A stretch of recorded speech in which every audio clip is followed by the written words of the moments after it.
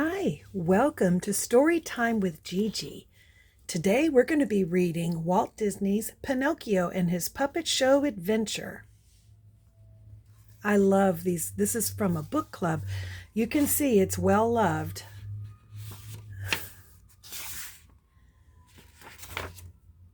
The copyright on this book is 1973. Do you see that? All right, let's begin our story. There was once a kind old man named Geppetto. He lived in a little house with his goldfish Cleo and his cat Figaro. Another friend, Jiminy Cricket, lived in the house too.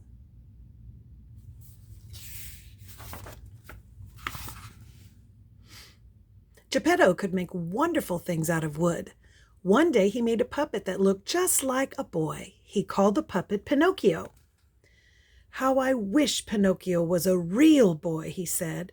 "It would be fun to have a son." A good fairy heard Geppetto's wish. That night she came to his house when everyone was sleeping. She touched Pinocchio with her wand. Suddenly the little wooden puppet came to life.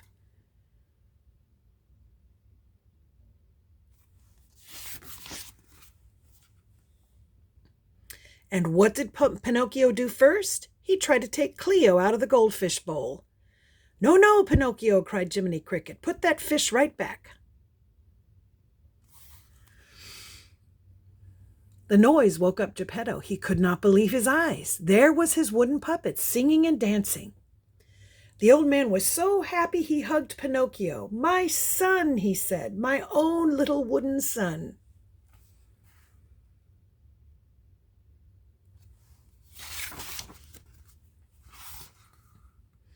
Geppetto wanted to cook breakfast for Pinocchio, but there was nothing to eat. "Let me go out and buy some food, Father," said Pinocchio. My, what a good boy you are," said Geppetto. The old man gave Pinocchio some money and a list of things to buy. Jiminy Cricket was not so sure that Pinocchio was a good boy. "I will just follow him and see," he said to himself.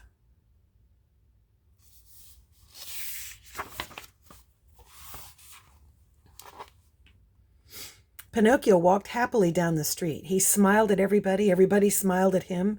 It was fun to be out in the world by himself. A boy named Lampwick was also out by himself. Lampwick was not a good boy. He told stories that were not true. He even stole things. When Lampwick saw Pinocchio, he said, "Aha, I bet I can trick that wooden head."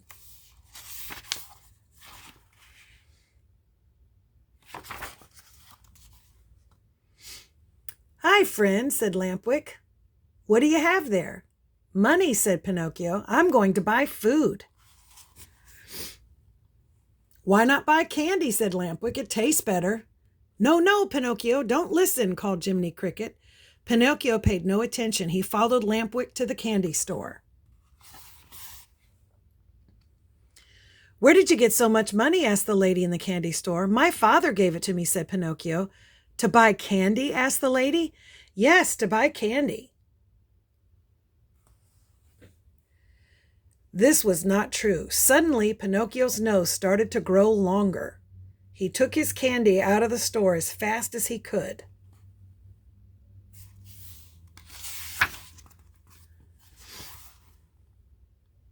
"Let me hold the bag," said Lampwick. "It will be safer with me. I'm bigger." Pinocchio held out the bag of candy. To his surprise, Lampwick grabbed it and ran away. That was the end of the candy.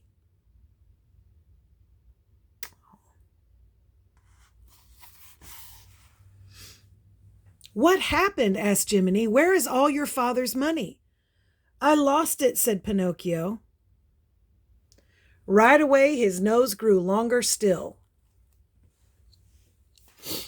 "You did not lose the money," said Jiminy. "You used it for candy. Well, at least take what is left and buy a little food for Geppetto."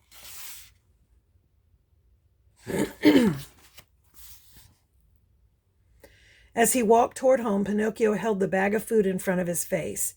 He did not want anyone to see his long nose.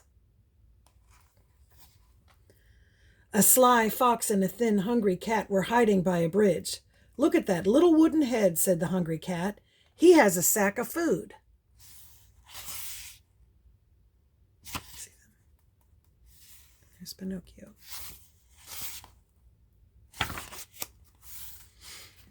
Hello, my fine lad, said the fox. You look like you just the sort of boy who might want to see a puppet show.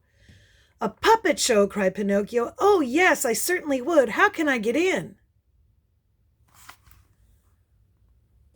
I have a ticket, said the fox. If you give us your food, I will give you my ticket. That is your sack of food, isn't it? Oh, yes, said Pinocchio. Another lie. His nose grew longer yet, but he didn't care. He had his ticket.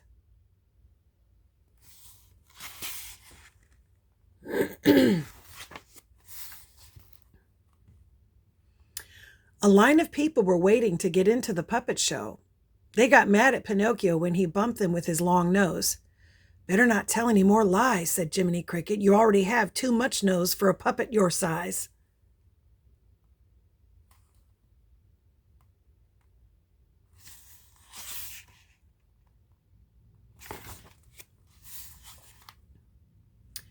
Step up, called the man waiting at the ticket stand.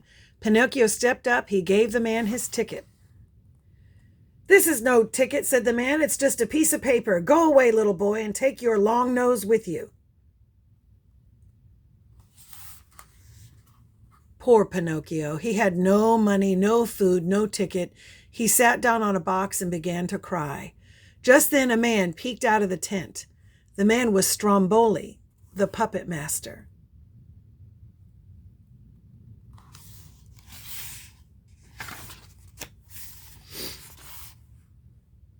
My, said Stromboli, a puppet without any strings. Can you do anything but cry, little puppet? I can dance and sing, said Pinocchio. Show me, said Stromboli. Pinocchio danced and sang. He turned cartwheels. He even stood on his head.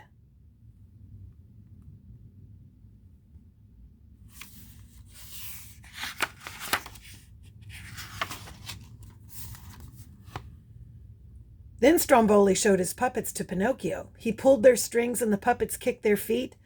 You don't need any strings, said Stromboli. Come with us. You will be the star of our show. Don't listen, Pinocchio. Go home to Geppetto, said Jiminy, but Pinocchio did not want to go home. He wanted to be a star.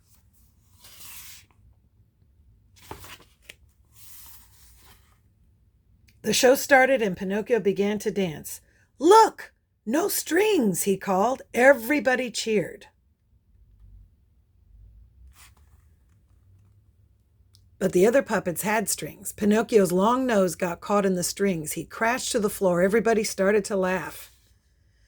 Suddenly, Pinocchio was very unhappy. He did not like to have people laugh at him. I am not such a great star after all, he said. I want to go home to Geppetto.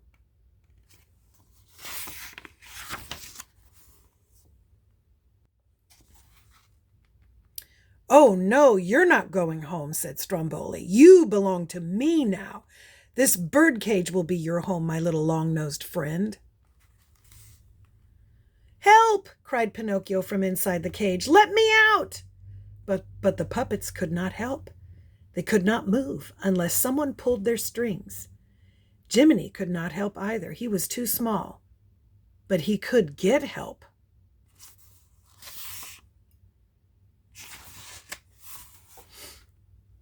Jiminy ran quickly to Geppetto's house. Geppetto, he called, you must come save Pinocchio. Stromboli, the puppet master, has put him in a cage. My poor little Pinocchio in a cage, said Geppetto. The old man followed Jiminy down the dark street. He was carrying a lantern in one hand.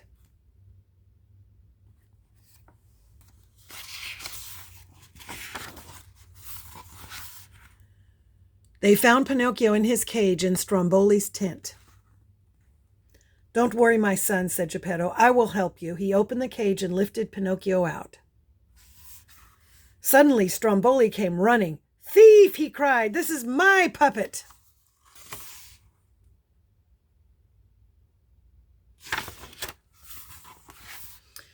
"Run, Pinocchio!" shouted Geppetto. Pinocchio ran. Geppetto ran too, but the old man did not see the open trunk he fell into. "Aha! Now I have you!" shouted Stromboli in a terrible voice. "I will save you, father," called Pinocchio. Quickly he went up a ladder to the place where the puppets were hanging.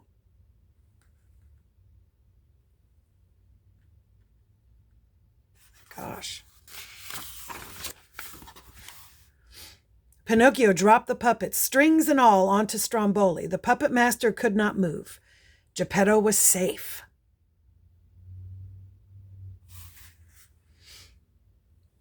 "My good, brave Pinocchio," said Geppetto, and he hugged his little son. Fast as they could, Geppetto, Pinocchio, and Jiminy ran off toward home.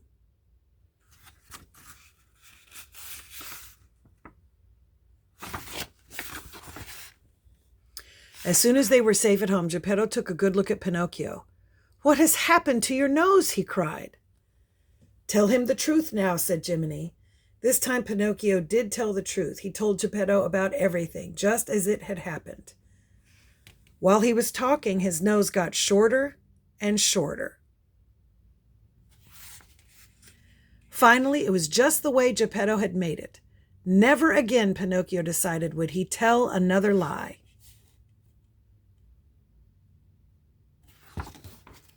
And that's our story. I hope you liked it. Make sure that you like and subscribe and share with your friends. Bye until next time.